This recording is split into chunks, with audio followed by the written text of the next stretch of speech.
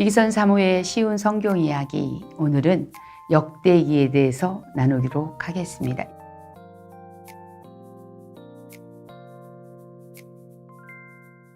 역대기는 상하로 구분되어져 있습니다. 원래는 한 권의 책이었습니다. 나중에 이것을 둘로 나누었다고 합니다. 히브리 성경으로 역대기란 뜻은요, 날마다의 행적들, 연대기라는 뜻을 갖고 있고요. 우리말 성경에는요, 대대로 내려온 기록이라는 뜻을 갖고 있습니다. 역대상하는 아담부터 고레스 칙령까지에 대한 말씀인 것입니다. 왕들의 이야기는 비슷한데 열왕기 상하와 역대 상하의 차이점이 분명하게 있습니다. 열왕기 상하는요, 북이스라엘 왕들과 남유대 왕들을 번갈아가며 기록했어요. 또 하나는 그들의 치적에 대해서, 잘못한 부분들에 대해서 정확하게 객관적 사실로 기록했습니다. 은폐하거나 덮거나 그들을 미화시키지 않았다는 사실이에요. 그래서 그들이 어떠한 잘못을 저질렀는지를 우리는 열왕기 상하를 통해서 잘 알 수가 있습니다. 그들의 수치스러운 부분까지도 적나라하게 드러냈다는 것이죠. 그러나 역대기는요, 그런 부분을 다루지 않습니다. 잘못된 치적을 다루지 않고 있다는 것이에요. 그런데 특별히 역대기는요, 북이스라엘의 역사를 다루질 않아요. 어디 역사를 다루냐면요, 남유대의 역사를 주로 다루는데, 그 역사를 아담부터 시작해서 1장부터 9장까지는 사울왕까지, 그리고 다윗 왕가에 대해서, 그리고 제사장의 역할에 대해서, 그리고 성전의 중요성에 대해서 이렇게 크게 세 파트로 기록했다라고 볼 수가 있는 것입니다. 특별히 다윗 왕가에 대해서, 그 왕족에 대해서 굉장히 중요성들을 다루고 있는데, 여기 역대기에는요, 다윗이 저질렀던 밧세바를 범한 사건, 그리고 우리아를 살인 교사한 그 죄악들에 대해서 전혀 기록하지 않고 있습니다. 뿐만 아니라 솔로몬 왕에 대해서도 나쁜 것들은 기록하지 않습니다. 그가 임기 말년에 산당을 지어주고 왕비들의 소원대로 우상을 숭배하도록 허락했던 이런 잘못에 대해서는 기록하지 않습니다. 왜 그랬을까요? 이 역대기를 쓴 목적을 우리가 한번 살펴본다면, 그것은 남유대가 바벨론에 의해서 포로당하고, 그리고 함락당하고, 느부갓네살 왕이 예루살렘에 와서 성전의 기물들을 다 훔쳐가고, 그리고 성전을 무너뜨리고 성벽을 무너뜨린 사람들입니다. 그때 끌려갔던 포로들이 다시 귀환하는 그런 은혜가 있었어요. 그 세대 사람들을 향하여 이들에게 주고 싶었던 메시지가 무엇이었을까요? 제가 전에 이런 말씀을 드린 적이 있습니다. 출애굽 시대에 왜 모세는 창세기를 기록해야만 했을까요? 라는 그 질문을 던진 적이 있었습니다.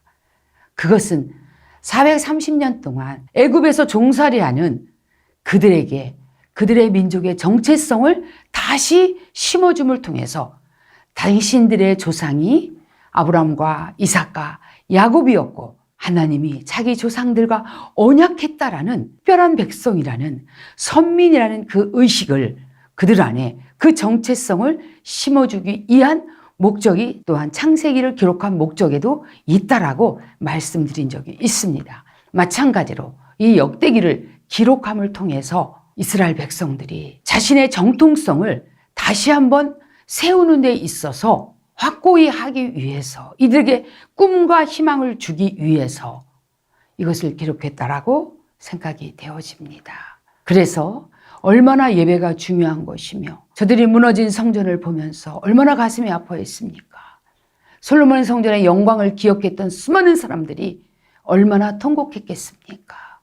그러나 그들의 죄악으로 인하여 그것이 무너졌을 때 하나님은 그들을 버리지 아니하시고 다시 한번 기회를 주시고 그들의 언약하신 것들을 하나님은 이루시는 하나님에 대해서 말씀하고 있는 것입니다. 특별히 다윗과의 언약을 통해서 앞으로 우리 민족을 통해 이 땅 가운데 메시아, 온 인류를 구원할 메시아 되시는 예수 그리스도가 다윗 왕조를 통해서 나타날 것에 대한 것들을 기록하면서 그들에게 유다 민족의 정통성을 갖도록 했다라는 것입니다. 그들에게 한마디로 소망과 희망을 불러일으켜 주는 놀라운 책이라는 것입니다. 이 역대기 말씀을 통해서 우리가 교훈할 수 있는 것이 있다면 그것은 비록 이들에게 선한 기록들을 통해서 백성들에게 용기를 주고 그들에게 희망을 끈을 놓지 않게 하시려는 하나님의 의도가 있지 않았나 생각이 되어집니다.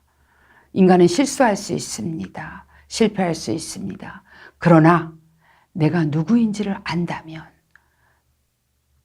내가 하나님의 백성이라는 것을 안다면, 그것을 일깨워 준다면 그들은 다시 돌아가야 될 지점이 어디인지를 깨닫게 되는 것입니다. 두 번째로 우리에게 교훈해 주시는 것은 예배의 중요성입니다. 성전의 예배가 얼마나 이들에게 중요했습니까? 유일신 유일 성전을 주장했던 이들입니다. 그런데 그 성전이 회파됐단 말이에요. 솔로몬 성전이 무너졌던 것입니다. 이때 이들이 예배가 어떻게 회복되어야 될지를, 제사장들을 그들이 어떻게 해야 될지를 일깨워주는 말씀들을 기록함을 통해서 다시 한번 하나님 앞에 예배자로 서야 될 것을 강력히 촉구하고 있는 것입니다. 훗날 스룹바벨을 통해서 포로 귀환 시대에 성전은 재건되었습니다. 그러나 솔로몬의 영광과는 비교할 수 없다라고 그랬습니다. 사랑하는 성도 여러분, 우리 안에 예배가 지금 어떻게 되어져 있습니까? 코로나 시대 가운데 혹시 나태한 마음으로 하나님을 경외하는 마음을 잃어버리진 않으셨는지 한번 우리 자신을 되돌아봤으면 좋겠습니다. 그래서 역대기 상하의 핵심 구절은 바로 이 말씀인 것입니다.